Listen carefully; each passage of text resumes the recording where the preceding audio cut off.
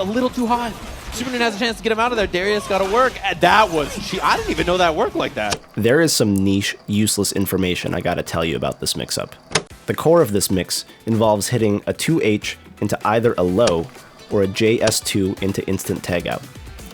When timed properly, this is not fuzzyable, and at 15 frames, it's more or less unreactable once you subtract the 5 frames of input delay.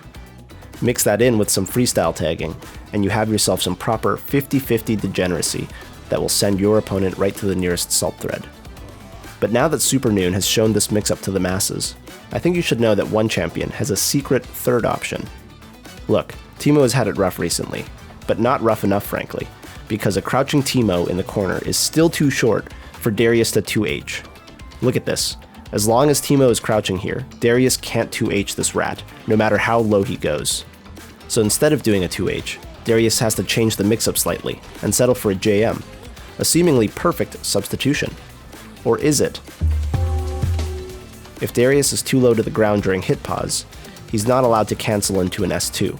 No matter how fast I buffer an S2 button press here, if my JM connects too low, the JS2 will not come out.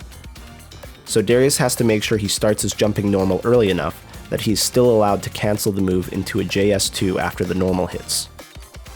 And as you can see here, as long as Darius spaces JM so that the fat part of his axe hits the top part of Teemo's stupid hat, he has just enough time to JS2. But Teemo has one last trick.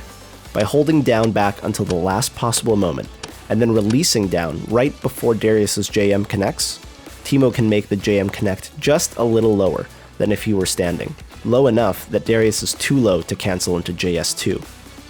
Staying low until the last possible moment, and then forcing a stand by blocking. I think I've seen this somewhere before. The result of this delayed standing block is that Darius will either do a grounded S2 or nothing at all, depending on the buffer timing, giving Teemo a defensive opening and causing unbearable mental damage to the Darius player. Is this practical? Not sure. Is it important to know for the matchup? Definitely not. But one thing's for sure, I fucking hate Teemo.